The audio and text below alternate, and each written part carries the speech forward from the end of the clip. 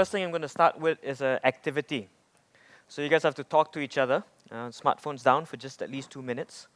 And the activity is, if you were a principal, how would you increase students' interest in the library? So discussions between participants start now.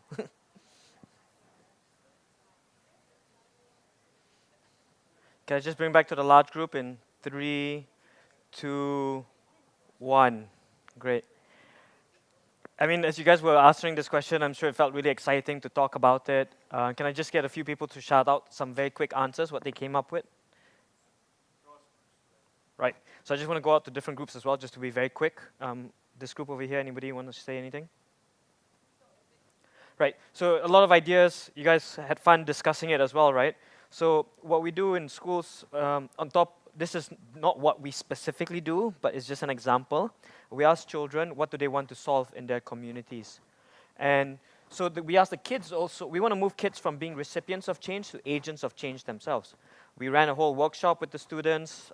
We asked them what they wanted to do. They came up with a plan to bring the library outside. So bring the books outside of the library, set it up in the canteen, actually. Instead of bringing the canteen to the library, they brought the library to the canteen. There were other reading corners. And then they also got like different corporate leaders to come in and talk about their favorite book. So books became a bit more accessible where the students were. So this is just a small example of student leadership and students taking that change. Instead of the adults driving it a lot more, it's the students. And we do the same thing in the classroom as well. How do we, instead of just delivering content all the time, how do we actually get the students to absorb the content and deliver it back to themselves and even teach themselves in that sense? Some other examples of Teach Malaysia student successes include recently MDEC, driving the digital economy, did a competition for programming and coding, and 10 students out of like hundreds and thousands won a ticket to Silicon Valley. 7 of those 10 students were Teach for Malaysia students, right? Another story is this, a student over here had been trying to get into university and finally succeeded, and he won a scholarship for an accounting degree at a private university in KL. Now, all this seems pretty normal to most of us, right? But let me put into context what the stats are in Malaysia. Almost 44% of children growing up in Malaysia at 14 years old do not meet minimum reading levels, 60% don't meet numeracy levels, and 1 out of 5 don't complete secondary school. That's the challenge from the stats. But what the stats don't tell you is something similar to the presenter from Lao earlier on as well, is that the kids actually have to work after school. No one in their community has gone to university or college, or some of their friends didn't pass UPSR, or none of their classmates passed UPSR. This is a age 12, test, right? So I was like sitting at the back there saying like how similar the challenges were in Laos and in Malaysia when it comes to poverty areas as well. So what is Teach Malaysia doing for this challenge, right? We recruited up to 253 participants over 5 years to be trained as inspiring leaders and teachers in the classroom. We placed them as full-time teachers in underprivileged government schools for 2 years.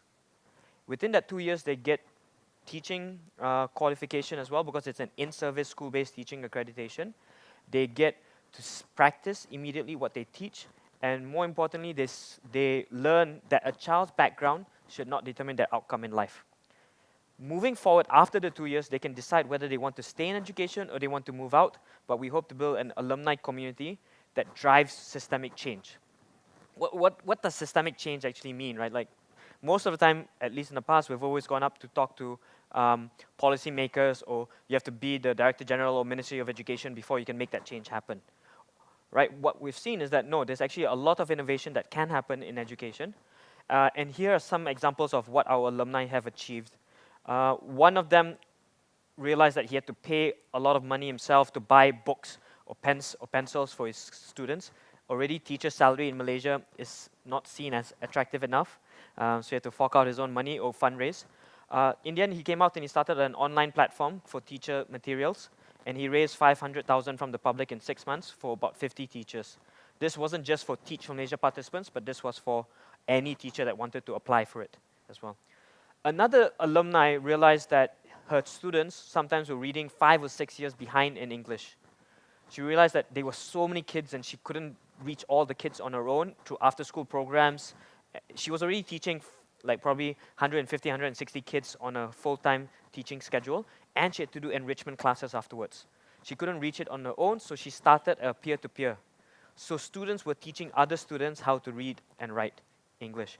On average, she saw about 3 years of growth, reading growth. The highest was 7 years.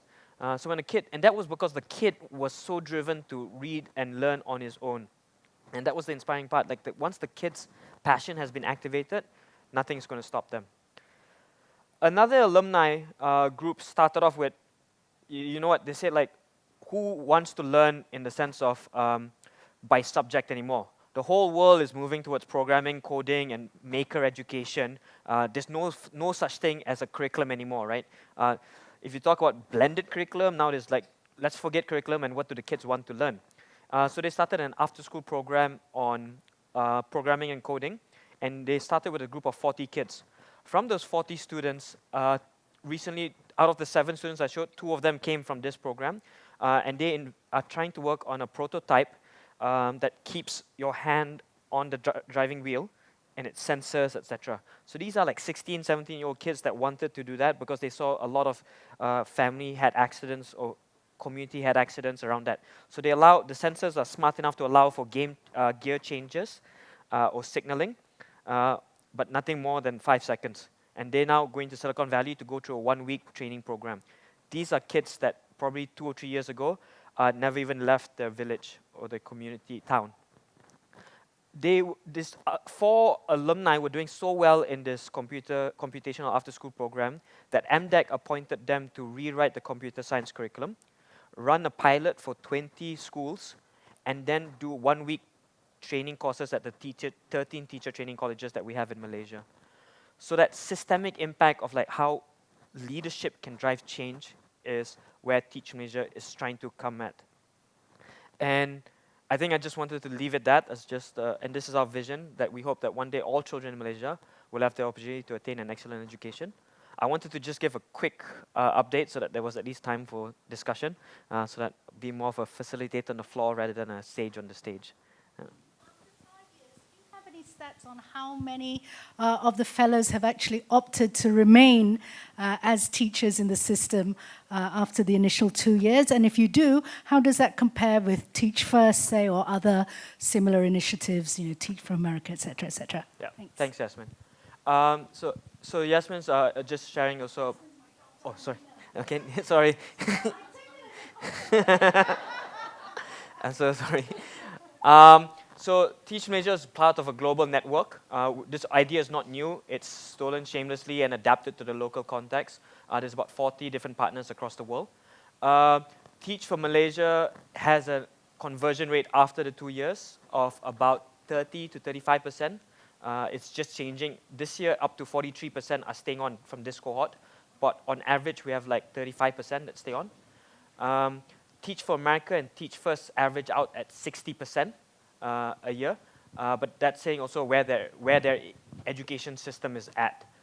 Countries like India, it's 1% or 2% that stay on because, again, in the Indian context, there's not a government system in place. It's more private schools. Even the accreditation systems are different from each system, so it makes it very challenging. So we feel that from a Malaysian context, yeah, I wish it would be even 80%, but there's a lot more work that we have to work with. One big challenge is that the 2 years is not recognized by the Ministry of Education. So those that even stay on have to take a salary cut because there's no policy at the moment that recognizes school-based in-service teacher accreditation. The Education Commission only recognizes service after you have that degree, no matter what your working hours are like. So we're also working to advocate for a policy change that not only for Teach Malaysia but for all teachers, because a lot of the globe is moving towards school-based teacher training. Son? Yeah, I think up to 15 or 16, should be, yeah, but secondary level is all compulsory. Yeah, yeah. There's 2 questions here. Yeah.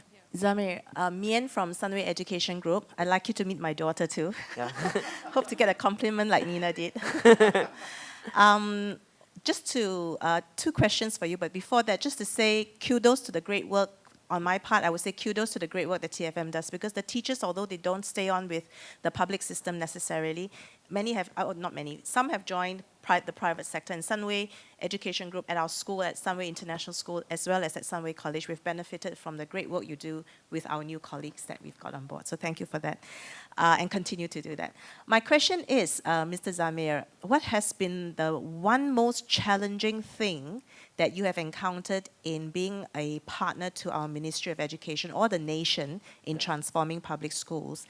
And if you could do it over again, and hopefully this would benefit other countries and systems, if you could do it again, would you do it differently, and how? Yeah. Okay, thank you. Cool. I think when we first started off, like, we didn't understand what a centralized government meant. And we just said, like, oh, shouldn't that be good? You can get one yes and you should be able to run. But we didn't realize how centralized we were. And I think one big regret that I had in terms of working with the Ministry of Education, and I think we should have invested them a lot more of it up front, is the benefit, long-term benefit of selecting a school and just focusing Teach for Malaysia participants in there. What happens is that, for example, in 2012, we were in KL Negeri Sembilan Selangor, and in 2013, there was still a batch in KL Negeri Sembilan Selangor, and then another batch had to be opened up into Penang, Perak, and Kedah. And then the next year, it went to Johor or Miri, I can't remember. But the sequencing in terms of that, we couldn't like deepen the relationship.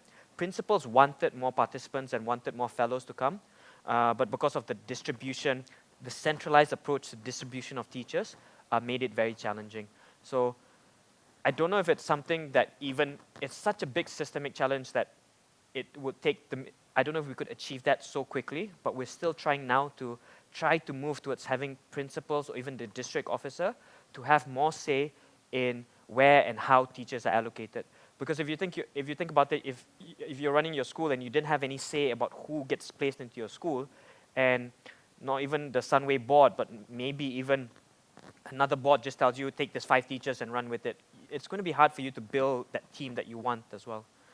So a lot of it has to do with some really chunky policies.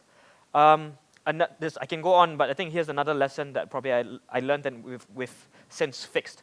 The one mistake we made when we first started Teach Malaysia is that we were talking a lot about our fellows and alumni, and like, oh, these are really great people that came from really great schools, etc.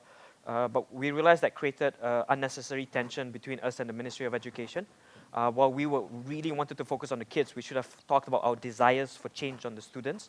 And that's why I started around this time around, like 5 or 6 slides was all about the students, because we want to show what we can do together for the students. It's not about us versus them sort of approach. Yep. At the back, and then we'll come forward. Yep. Dougie Cameron from Age of Learning. This is a really fantastic initiative. For those of us who don't have 2 years to give to become a teacher, how can we support this initiative? Right. Thank you, Dougie. Number one, because it's a room of educators, but I'll just put a plug out there. We're fundraising continuously, and we've shifted now towards allowing individuals to donate. 50 ringgit a month helps us impact 2 students, because on a scale perspective, we have like 100 participants. So just hopefully you tell your friends, 50 ringgit helps 2 students, tax exempt. If funding is not, if you are funding or don't want to fund, etc., whatever, the next option is we're looking for mentors to support our alumni that stayed on. Going back to Nina's question earlier on, some of our alumni that are staying on, they are then feeling how can they make that change happen in classrooms, how do they continue to grow, because we give a lot of leadership development support during the 2 years, and then after the 2 years, we kind of like, sort of like let them go and discover it on their own, but we're trying to make it a bit more of a conducive development area. But the list can continue. Other participants also then, other individuals also support by running workshops for students. It's just anything you guys can think of that you want to do in schools and classrooms, we will try to find fellows or alumni for you to work with in that sense.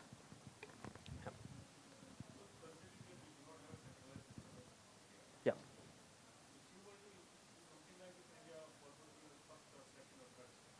So surprisingly, we started this because we saw it being done in India.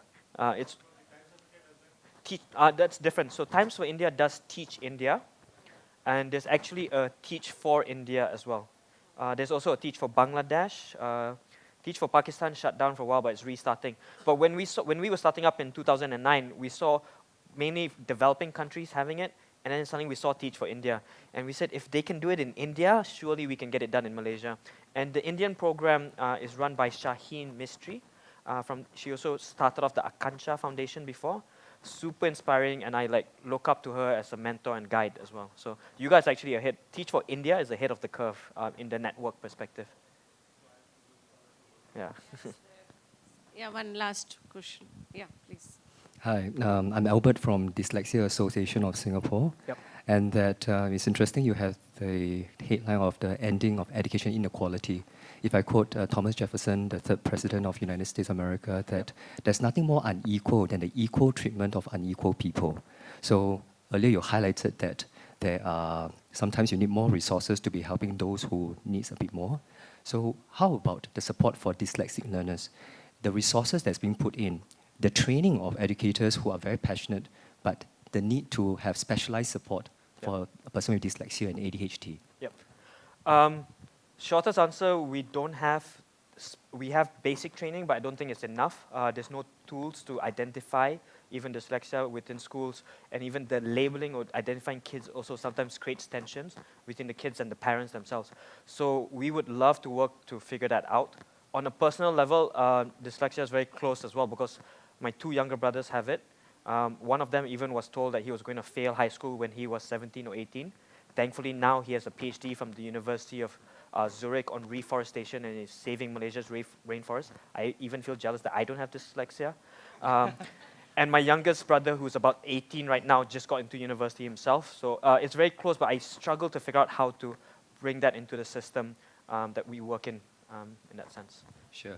Anyway, thanks for sharing about the gift of dyslexia, where dyslexia is not just simply a difficulty, there's also a positive element to it. So stay on for my session. I'm going to be speaking later about special educational needs. And we have a conversation about dyslexia and how we can look at assistive technology to help them. All right. The rest of you, it's open for you to stay on too, all right? Thank you.